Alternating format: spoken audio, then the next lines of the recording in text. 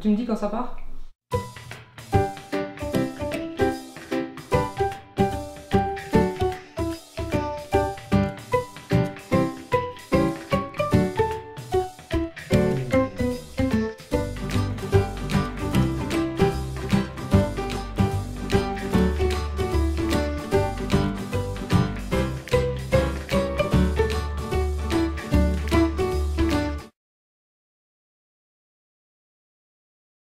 Bonjour, ici Anne-Laure Blanc, je vais encore vous parler aujourd'hui de mythologie grecque et nous allons parler d'un charmant album pour les enfants de 5 à 8 ans environ.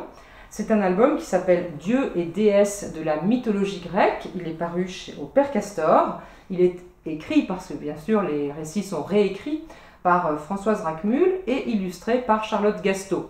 Françoise Rackmuhl est une grande habituée de la mythologie, et notamment de la mythologie grecque. Elle connaît cet univers comme sa poche, et elle a su trouver les mots qu'il fallait pour raconter l'histoire des dieux et des déesses de l'Olympe aux enfants. Néanmoins, ce ne sont pas des histoires douces, ce ne sont pas des contes de fées, ce sont des histoires dures, avec des réalités sévères, des réalités du domaine du mythe, entendons-nous bien, mais tout de même, et si vous êtes un petit peu inquiet de ce que vos enfants vont entendre, laissez vos inquiétudes. Laissez vos inquiétudes parce que les enfants vont trier et savent très bien faire eux-mêmes le tri des informations qu'ils peuvent admettre, comprendre, entendre ou oublier. Mais ce ne sera pas un oubli permanent, ce sera un oubli temporaire. Et dans leur vie, ensuite, ils se souviendront des aventures de Héra, de Déméter, d'Arès, de Poséidon, d'Athéna et de leurs frères et sœurs, les grands dieux olympiens. Ce livre est très joliment illustré, vous allez en voir quelques images, et je me propose de vous lire l'histoire de Déméter.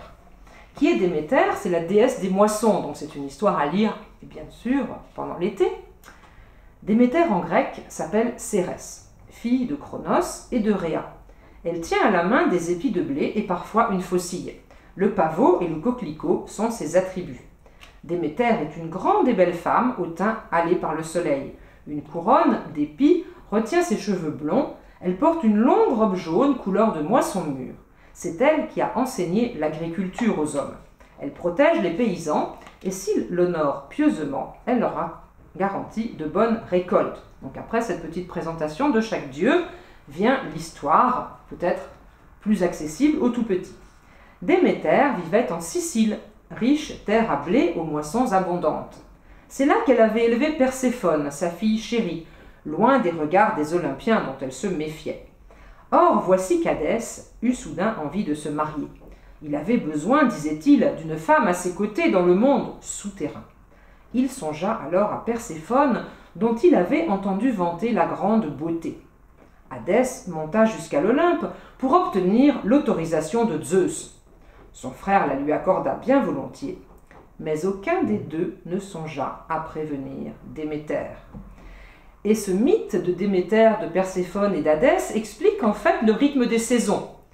Perséphone, en effet, va disparaître dans le monde souterrain, elle va suivre son époux, mais elle va s'étioler, sa mère va la chercher dans le monde entier tout l'hiver, et au printemps, elle va revenir sur la terre et aider sa mère à faire refleurir, repousser le blé, revenir les feuilles aux arbres et accorder de bonnes récoltes aux hommes, après quoi le cycle recommencera. Hadès retrouvera son épouse.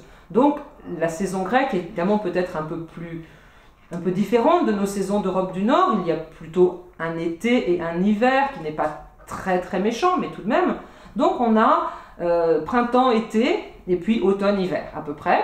Et ce mythe de Perséphone, de Déméter, explique donc le rythme des saisons dans le monde grec.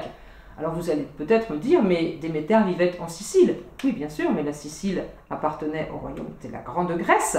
C'est donc un pays qui a été de langue grecque très rapidement, de mythe, de religion grecque, et cela n'est absolument pas étonnant qu'elle ait vécu en Sicile, dont tout le monde sait qu'elle était le grenier à blé de la Méditerranée antique. Voilà, donc ce livre a de très jolies illustrations, parfois un petit peu étonnantes. Voici Athéna, avec son casque, son bouclier, et peut-être un petit peu plus loin, sa chouette tutélaire. Il y a aussi Héphaïstos. Héphaïstos, c'est le dieu du feu et de la forge, le fils de Zeus et d'Héra. Il est Très curieux cet Héphaïstos, parce que tout le monde se moque de lui. Il se moque de lui parce qu'il est laid, le pauvre. Mais voyez-vous, c'est tout de même lui qui va épouser la belle Perséphone. À très bientôt. Au revoir.